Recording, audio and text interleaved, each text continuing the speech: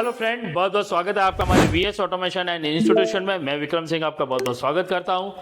आज हम इस वीडियो में बात करेंगे आउटडोर पीसीबी के अंदर डीसी लिंक सेक्शन के बारे में। आप में से काफ़ी लोग पीसीबी रिपेयरिंग का काम करते हैं जिनको डीसी लिंक सेक्शन के बारे में बहुत अच्छे से जानकारी है, और काफ़ी लोग इसके बारे में तैयारी कर रहे हैं या कहीं ना कहीं कोर्स कर रहे हैं रिपेयरिंग का, या फिर जो काम सीखने के इच्छुक हैं उनके लिए ये वीडियो बहुत काम का है। तो आज हम बात करेंगे आउटडोर पीसीबी में डीसी लिंक सेक्शन के बारे में। ये कहाँ दिया जाता है, यानी इसकी आइडेंटिफिकेशन हम कैसे करेंगे, दूसरा डीसी लिंक सेक्शन का आखिर उपयोग क्या है, और इसके प्रॉब्लम हो जाने पे हमें पीसीबी में किस प्रकार से रिलेटेड, मतलब इससे जो रिलेटेड जो एरर है वो किस प्रकार से पता चलेंगे कि ये डीसी लिंक सेक्शन के एरर है। तो चलिए फ्रेंड, हम डीसी लिंक सेक्शन शुरू करते हैं। उससे पहले मैं आपको एक जानकारी दे देना चाहता हूं। अगर आपने अभी तक हमारा चैनल सब्सक्राइब नहीं किया तो चैनल सब्सक्राइब कर लीजिए। वीडियो अगर पसंद आए तो लाइक कीजिए, शेयर कीजिए, और कमेंट बॉक्स में जरूर बताइए कि आपको नेक्स्ट वीडियो किस सेक्शन के ऊपर चाहिए एसी पीसीबी में। और अगर आप भी AC, fridge, washing machine, microwave, LCD LED TV, home inverter, solar inverter, या हमारा जो ऑनलाइन यूपीएस, ऑफलाइन यूपीएस का आप काम सीखना चाहते हैं, इसके अलावा VFD, server drive, PLC, HMI और वीआरएफ का अगर आप कोर्स सीखना चाहते हैं, जो 3 फेज एसी होते हैं हमारे एचवीएसी, अगर उनकी पीसीबी रिपेयरिंग का काम सीखना चाहते हैं तो स्क्रीन पर दिए नंबर पर आप कॉल कर सकते हैं और कोर्स से रिलेटेड सारी जानकारी ले सकते हैं। कोर्स फीस कितनी है, टाइम ड्यूरेशन क्या है, ये सारा पर डे क्लास कितना चलता है, सारी जानकारी आपको स्क्रीन पे दिए नंबर पे मिल जाएगी। और फ्रेंड, अब शुरू करते हैं हम अपना वीडियो के बारे में कि डीसी लिंक सेक्शन आखिर क्या होता है। मैं आपको बता देना चाहता हूं कि आउटडोर पीसीबी यानी इन्वर्टर एसी के अंदर जो आउटडोर पीसीबी आती है, उनकी हर प्रकार की चाहे कोई भी कंपनी हो, चाहे LG, Samsung, Hitachi, Toshiba, Mitsubishi, O General, चाहे कोई भी एनीवन वोल्टास कंपनी हो, हर एक कंपनी की आउटडोर पीसीबी में आपको डीसी लिंक सेक्शन देखने को जरूर मिलता है। डीसी लिंक सेक्शन का उपयोग क्यों किया जाता है, पहले हम इसके बारे में जानते हैं। डीसी लिंक सेक्शन का उपयोग आउटडोर पीसीबी के अंदर जो हमारे डीसी बैंक सेक्शन होता है, डीसी पावर बैंक सेक्शन होता है, यानी मेन फिल्टर कैपेसिटर, जो बड़े वाले कैपेसिटर लगे होते हैं, उनके अंदर डीसी वोल्ट कितना है उसका फीडबैक एमसी को देने के लिए किया जाता है। कैपेसिटर में अगर वोल्टेज ज़्यादा होंगे तब भी सर्किट को एक दिक्कत होती है, तो एमसीयू उस सर्किट को एज एरर के मोड में डाल के छोड़ देता है, और वोल्टेज लो होने पे भी सर्किट प्रॉपर काम नहीं करेगा, इसलिए वो उसका भी एरर दे देता है। तो डीसी लिंक सेक्शन एक्चुअल में डीसी वोल्ट से रिलेटेड प्रॉब्लम को शो करता है, यानी लो वोल्टेज होने पर जो डीसी वोल्ट होते हैं वो लो होने पर या हाई यानी ओवर हो जाने पर वो एरर आपके एमसीयू तक जो फीडबैक है वो पहुंचाता है और एमसीयू उसका एरर देता है। अब ये जो डीसी लिंक है हम आउटडोर में कहाँ ढूंढे और कैसे पता करेंगे कि डीसी लिंक का जो फीडबैक वोल्टेज है, जो एमसीयू को वोल्टेज मिलना चाहिए, वो कितना होगा, वो कैसे पता करें, वो इस वीडियो में मैं आपको पूरा समझाता हूं। सबसे पहले बात करते हैं आउटडोर पीसीबी के अंदर।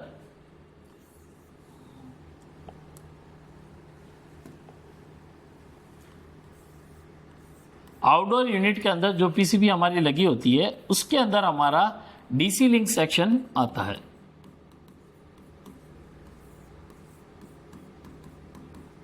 अब डीसी लिंक सेक्शन यानी डायरेक्ट करंट का, यानी वर्ड भी यहां पे दिया गया है, तो मैं आपको समझा देता हूं।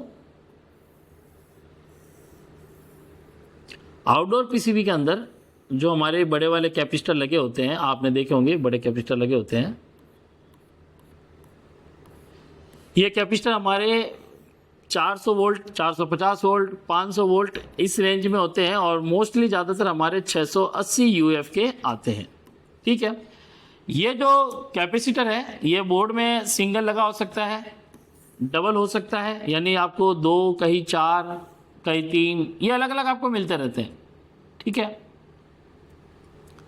अब यहाँ पर बात करें तो इनमें क्या होता है, कैपेसिटर का जो नेगेटिव वो होता है वो 1 होता है, और इनका जो पॉजिटिव होता है वो 1 होता है। अब सर्किट में नेगेटिव मिल रहा है और पॉजिटिव जो है हमारा यहाँ से किन किन सेक्शन को जाता है। ध्यान रखना इस मेन फिल्टर कैपेसिटर पे यानी आउटडोर पीसीबी के अंदर जो बड़े कैपेसिटर होते हैं उनके अंदर मोस्टली हमें जो वोल्टेज मिलता है वो प्लस 300 वोल्ट डीसी मिलता है। ठीक है, यानी हम कैपेसिटर पे चेक करेंगे तो हमें 300 वोल्ट के अराउंड यानी आसपास के वोल्टेज हमें शो करते दिखाई देंगे मल्टीमीटर में। अब ये 300 वोल्ट कहाँ कहाँ जाते हैं, एसएमपीएस सेक्शन में जाते हैं। इसके अलावा ये आईपीएम के लिए जाते हैं। आईपीएम के लिए, आईपीएम क्या काम करता है, कंप्रेसर को चलाता है, उसके लिए 300 वोल्ट की आवश्यकता पड़ती है। इसके अलावा आउटडोर में अगर BLDC 5 वायर वाली फैन मोटर है तो उसके लिए जाता है। और इसके अलावा अगर आउटडोर में डीसी फैन मोटर दे रखी है जो कि 3 वायर की आती है तो उसके लिए भी ये सप्लाई जाती है। तो ये लगभग आपको 4 जगह सप्लाई जाती मिलेगी। अब इन सप्लाई के ड्रॉप होने पे देखो, अब वोल्टेज 300 है, कम होंगे तो सर्किट प्रॉपर काम नहीं करेगा और ज़्यादा होगा तो सर्किट को नुकसान हो जाएगा। इसलिए इस सर्किट में क्या होता है कि मेन फिल्टर कैपेसिटर से एसएमपीएस को डीसी लिंक का एक डीसी लिंक दिया जाता है जहाँ से इसको फीडबैक मिलता है। कैसे, जो हमें क्या ढूंढना है, हमें आउटडोर पीसीबी के अंदर मेन फिल्टर कैपेसिटर देखना है और उसकी जो पॉजिटिव पिन है, ध्यान से सुनिएगा, डीसी लिंक को कैसे फाइंड आउट करें। आउटडोर पीसीबी के अंदर मेन फिल्टर कैपेसिटर जो दे रखे होते हैं बड़े वाले, उनकी पॉजिटिव पिन को आपको ट्रैक करना है और उसकी पिन के साथ अगर आपको रजिस्टर लगे मिलते हैं, ये रजिस्टर आपको सिंगल मिल सकता है, ये रजिस्टर आपको 2 की संख्या में मिल सकता है, 3 की संख्या में मिल सकता है, हो सकता है ये आपको 10 की संख्या में भी मिले। आपको जब ये रजिस्टर नजर आए कि हाँ यहाँ काफ़ी सारे रजिस्टर एज लगे हुए, तो इसमें क्या होता है कि जो फीडबैक दिया जाता है हमारा यहाँ पर बाय रजिस्टर यानी रजिस्टर का उपयोग किया जाता है सर्किट में डीसी लिंक बनाने के लिए। डीसी लिंक में क्या किया जाता है, रजिस्टर का उपयोग किया जाता है, लेकिन कितनी रजिस्टर वैल्यू लगी होती है, यहाँ पर क्या करता है, रजिस्टर का उपयोग करके एक वोल्टेज डिवाइडर बनाया जाता है और वो वोल्टेज डिवाइडर बनाकर ही एक वोल्टेज फीडबैक एमसी को दिया जाता है। अब यहाँ पर हम देखेंगे कि एक रजिस्टर ग्राउंड के साथ जुड़ी होती है तो वो R2 हो जाती है और बाकी जो रजिस्टर यहाँ पे दी जाती है जो पॉजिटिव सप्लाई के साथ जुड़ती है ये सारी R1 पोजिशन में हमारी आ जाती है। तो यहाँ पे क्या होता है कि टोटल ऑफ R1 की वैल्यू निकालनी पड़ती है हमें और यहाँ पे R2 की वैल्यू निकालनी पड़ती है, तो हम यहाँ पे फीडबैक पता कर सकते हैं। अब यहाँ पे रजिस्टर से जो वोल्टेज डिवाइडर बना के दिया जाता है, ये divider by register micro controller unit यानी हमारा एमसी जो मेन आईसी होती है उसको ये सप्लाई मिलती है। अब ये सप्लाई यहाँ ध्यान दीजिएगा, यहाँ 300 वोल्ट मैंने एज ए शो एग्जाम्पल के रूप में किए हैं।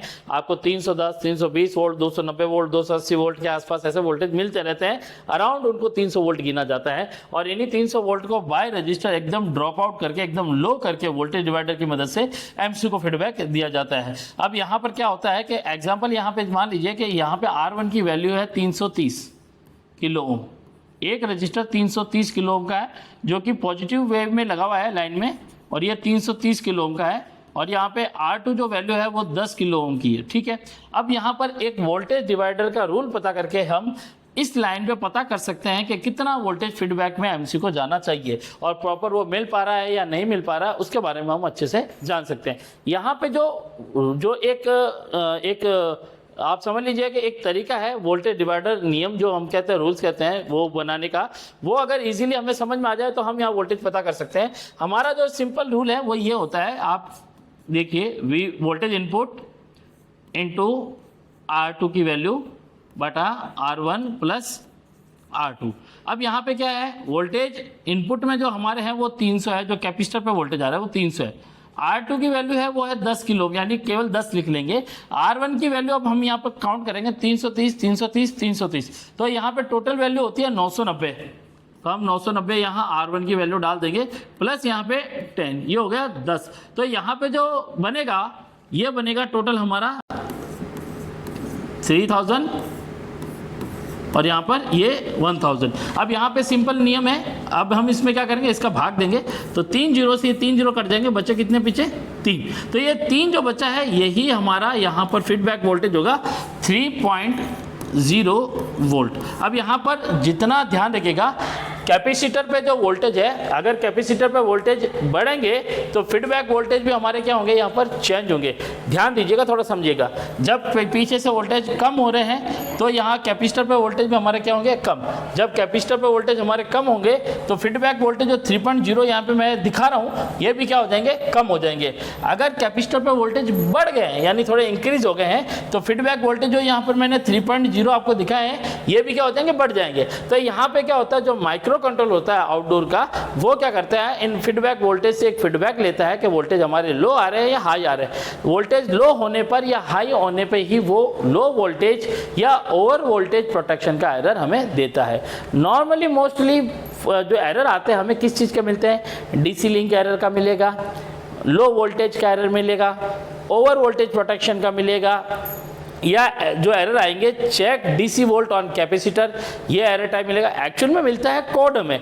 उस कोड को जब हम एसी की जो लिस्ट होती है एरर कोड की, उसमें उस कोड को देखते हैं तो उसके आगे जो डिस्क्रिप्शन में डिटेल दे रखी होती है, वही डिटेल में हमें एरर कोड नज़र आते हैं, डीसी लिंक का, लो वोल्टेज का, ओवर वोल्टेज का, ये सारे। तो जहाँ हमें वोल्टेज से रिलेटेड एसी पीसीबी के अंदर वोल्टेज शो करता है, हमें डीसी लिंक आउटडोर के अंदर जरूर चेक करना चाहिए। आप आउटडोर पीसीबी के अंदर कैपेसिटर से जुड़ी हुई पॉजिटिव लाइन से जुड़े इन रजिस्टर को देखकर चेक कर सकते हैं। अगर यहाँ पर अगर फॉल्ट आता है तो हमें क्या चेक करना चाहिए, हमें सबसे पहले यहाँ पर चेक करना चाहिए आउटपुट वोल्टेज। अगर आउटपुट वोल्टेज में आपको जो भी एक वोल्टेज मिल रहा है, आपको इसको ध्यान देना चाहिए कि जो फीडबैक वोल्टेज हमारा जा रहा है वो सही है या गलत। ये पता करने के लिए हमें कैपेसिटर पे आने वाले वोल्टेज, सारी रजिस्टर की वैल्यू पता करके वोल्टेज डिवाइडर रूल के अकॉर्डिंग ये पता कर लेंगे कि यहाँ पे जो फीडबैक वोल्टेज है वो सही जा रहे हैं या गलत जा रहे हैं। तो ये था हमारे डीसी लिंक सेक्शन के बारे में जो आउटडोर पीसीबी के अंदर आता है फ्रेंड।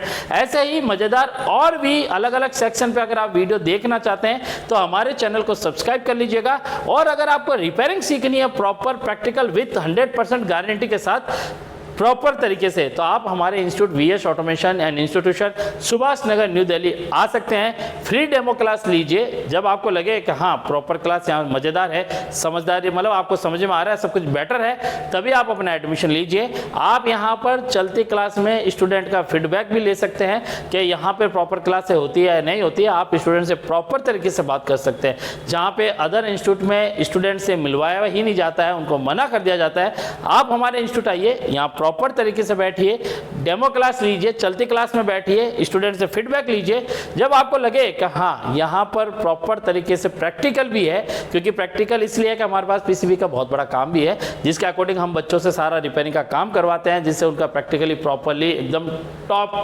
जाता है। तो आप भी अगर रिपेयरिंग सीखना चाहते हैं प्रॉपर तरीके से तो स्क्रीन पे दिए नंबर पे जरूर कॉल करें, या हमारी Subhash Nagar VS automation and institution New Delhi जो ब्रांच है, यानी यहाँ पर जरूर आए, विजिट कीजिए। Thank you so much. इस वीडियो में अभी इतना ही, मिलूंगा आपसे नेक्स्ट वीडियो में। अभी के लिए धन्यवाद, थैंक यू।